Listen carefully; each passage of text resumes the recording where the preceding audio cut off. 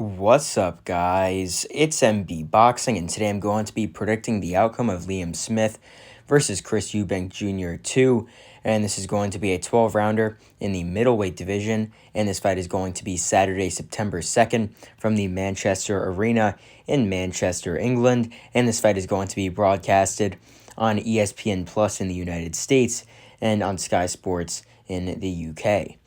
And to get both fighters' resumes, Liam Smith, fighting out of the United Kingdom, holds a record of 33 wins, 3 losses, and 1 draw, with 20 wins coming by way of knockout. He is the former WBO super-welterweight champion of the world, and he's also the former WBO interim super-welterweight champ.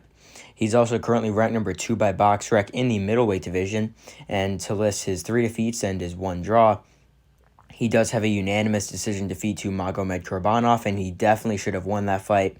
I thought he got robbed. It was in Kurbanov's home country of Russia, and I thought Liam Smith won a clear 8-4, 116, 112 type fight, and that fight happened just about 3 years ago almost, or 2.5 years ago. But another one of his losses was a unanimous decision defeat to Jaime Munguia. In that one, he lost pretty easily. Went the full distance against Munguia, took a lot of his best shots, but Munguia was just the better man that night. And then his third loss came by KO in round 9 to Canelo Alvarez. And if I'm remembering correctly, it was a brutal body shot that stopped Liam Smith, and he couldn't continue. But then to list his 1 draw, it came really early in his career. It was a points draw in a 4-rounder against Terry Caruthers.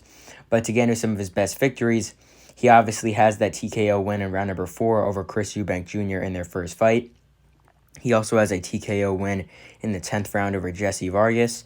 He also has a TKO win in the 8th round over Anthony Fowler. And he also has a majority decision victory and a RTD in round 9 victory over Liam Williams. But to get his opponent's resume, Chris Eubank Jr. fighting also out of the United Kingdom. He holds a record of 32 wins, 3 losses, with 23 wins coming by way of knockout. He is the former 2-time WBA interim middleweight champ and the former 2-time IBO super middleweight champ. And he's also currently ranked number 5 by BoxRec in the middleweight division. And to list his 3 defeats, he's lost by TKO in round number 4 to Liam Smith in their first fight, as I mentioned before. And he also has a unanimous decision loss to George Groves in the World Boxing Super Series semifinal. And earlier on in his career, in 2015 or 2014 or something like that, he lost to Billy Joe Saunders by split decision.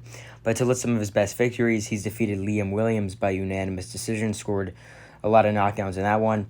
He defeated James DeGale by unanimous decision. He also has a unanimous decision victory over Arthur Abraham. He does have a TKO win in round number 2 over Matt Korobov, but he was losing that fight in the first round, was getting sort of pieced up, but then Korobov blew out his shoulder, so he got the win there for the interim WBA title.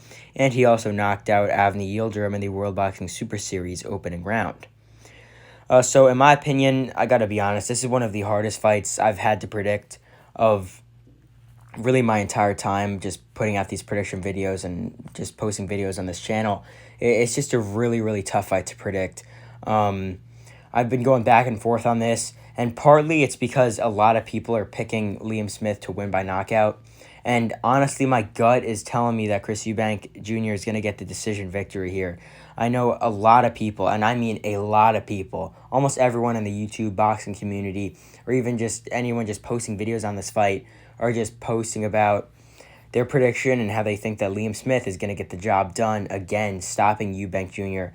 And I really think it just depends if Chris Eubank Jr., his chin got broken that one. Because I know there's a lot of guys who they go through a lot of fights, don't get dropped, don't even get hurt.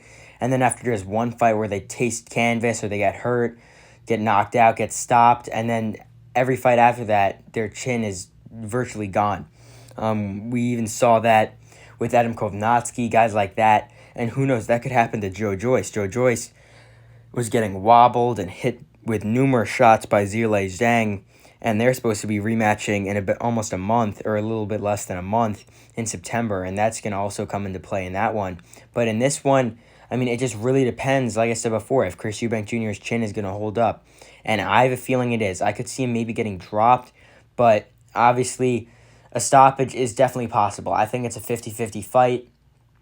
And it's really either Liam Smith by stoppage or Chris Eubank Jr. by decision, in my opinion. I could definitely see Liam Smith getting a decision in a close fight, but most likely it's either Liam Smith by KO or Chris Eubank Jr. on points. And I'm leaning towards Chris Eubank Jr. on points. So really, just to get through my logic ship on this fight and why I see it going this way, obviously I don't really think there was any BS in the first fight. Obviously, there's some people who are picking Chris Eubank and they're saying, "Oh, the first fight was a fluke. He got hit with a headbutt or an elbow." I think those are just total fake excuses. When I watched that fight, and I watched it recently because I did do a highlight video on that fight. You guys should go check that one out just to see how the first fight went. But yeah, I mean, Chris Eubank Jr. did not get hit with any type of elbow. I don't know what they were talking about or what he was talking about, because what I saw was Chris Eubank in the corner trying to use head movement, and he was just getting tagged with huge combinations and got dropped, and his legs were gone. So for Chris Eubank Jr. in this one, I mean, he obviously switched trainers from Roy Jones Jr. to Bomac, who trains some of the best fighters in the world, most notably Terrence Bud Crawford, who is the best fighter in the world today.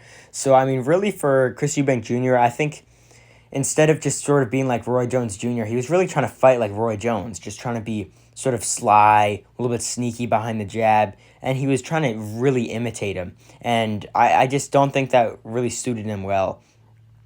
He had a much different style from when he used to fight, when he was fighting like George Groves and guys like that 6 years ago, roughly around there, when he was fighting those guys, even before that, against like Billy Joe Saunders. Like, I'm talking years ago when he fought in some of his bigger fights. And he just had a sort of different style. Ever since training with Roy Jones Jr., he's been trying to copy and emulate his style. When he was with his dad, he was a bit more, I guess you'd say he was a bit more aggressive, had a much more finishing mentality, as opposed to when he was with Roy Jones. He was just trying to box behind the jab, have that sort of swift movement. And, it was working to an extent, but against Liam Smith, it caught up to him as he was trying to be a little bit cocky on the ropes, use head movement and defense like Roy Jones Jr. would, but he was just getting lit up as opposed to dodging all those shots like a Tyson Fury or even Roy Jones Jr., his trainer, or Floyd Mayweather. I mean, he was just not emulating that style well and got knocked out for it. So in this fight, I really am curious to see how that style is going to work with Bomac. But I think with Bomac, he's going to be a bit more cautious. Obviously, he's going to be... I just think he's going to be I think he's going to fight similar to how he did in the first fight, by just boxing with the jab, landing counters off the outside, landing combinations off the outside. He's not really going to be pressing forward. And I think that he's definitely just going to try and stay away from that corner, because that's where Liam Smith is able to unleash huge combinations like he did in the first fight. And Liam Smith hits very hard, and he's able to throw a lot of punches in combination very well. So that's really the big key for Chris Eubank Jr., to stay away from the corner and just to keep moving throughout the fight. And when it comes to how I see this fight going round by round, I think the early rounds are going to be really competitive. The first half of this fight, I think, is going to be really, really close. And I think it could be a draw, or either man could be up like 4-2. I think it's going to be, or most likely Chris Eubank Jr. is going to be up 4-2, or it's going to be 3-3. I think it's going to be pretty close after the first half. And I think the first half is going to be very similar to how the first fight was going, in which, like I said before, Chris Eubank Jr. was just boxing on the outside a bit. And he was having some sizable success in the first fight, exclusively in rounds number 2 and 3, landing big uppercuts and combinations on Smith. But, I mean, I saw some people picking Eubank Jr. by stoppage, but I don't see that happening at all. Liam Smith has a granite chin. I've never really seen him that hurt in his career, aside from when he fought like Canelo Alvarez and when he fought Jaime Munguia. But, I mean, when he got knocked out by Canelo, it was with a body shot. And I don't really think Chris Eubank has that body shot power that Canelo Alvarez possesses. So I think that's out of the talk. I definitely don't see a Chris Eubank Jr. stoppage. Obviously, boxing's boxing. Anything could happen, but I just think it's very unlikely. But yeah, when it coming back into how I see this fight going, I think it's going to be a perfect picture of what the first fight was. Just Smith trying to land those big combinations, trying to corner Chris Eubank Jr. and unleash his big hooks and big overhands. But I think it's going to be pretty close in the first half. Eubank's going to be settling into the fight, I think. Eubank Jr. has always had a pretty solid gas tank, I'd say. So I think that in the later rounds, Both him and Liam Smith will be pretty much fine. I don't think anyone's going to get super tired or super gassed. From what I've watched in both of these guys' careers, they've been able to hold up until round 12 pretty well. So yeah, I don't really think there's going to be any problem with one fighter getting tired and getting broken down, but I think the fights can be pretty similar overall. But I think when the second half starts, Chris Eubank Jr. will start to ease into the fight more. Like I said before, the first half could be pretty close, could be 57-57, 3 rounds apiece, or it could be 58-56 for Eubank, 4 rounds to 2. But in the second half, I think that Eubank will start to land a bit of the better shots. And I think that some of the rounds will be pretty close because of Eubank's style, where he's going to be boxing a bit on the outside and countering. It could be pretty close because Liam Smith is going to be the aggressor, and I think that could make for some swing rounds in there. But I think primarily the better work is going to be from Chris Eubank Jr., and I'm just banking on that he doesn't get hit on the chin and get hurt, because obviously if that's going to happen where his chin's gone, he's not going to win this fight, but I really think he's going to be able to hold up this time. And I'm not going to say, oh, the first fight was a fluke. I mean, it definitely wasn't. He was hurt bad in that first fight. So who knows if it's going to carry over to this one, or unless he got caught with just the perfect shot in that first fight. But I definitely think in this one, Chris Eubank Jr. just shouldn't overlook Liam Smith at all and think, oh, he hit me with an elbow, oh, he hit me with a headbutt, or it was a fluke. He just shouldn't think like that, because Liam Smith is a very, very good world-class level fighter. So he's really got to be cautious of that, really got to stay away from the corner, and I think he will be definitely more cautious, definitely more respectable of Liam Smith's power and how he's able to carry himself in the ring. But getting back to the second half of this fight, I think, like I said before, Chris Eubank Jr. will see a bit more success, land some more shots, and just have a bit of the better work. Over Chris Eubank, over Liam Smith. He'll just have the bit of the better work, start to land better combinations. And I don't necessarily think he'll be slowing down. Like I said before, I don't see either guy really slowing down. But I think that Liam Smith, his output could go down a bit as the fight goes on and as he gets hit a bit more by Chris Eubank Jr. But I don't think anyone's going to be gassed or necessarily really tired by round 12.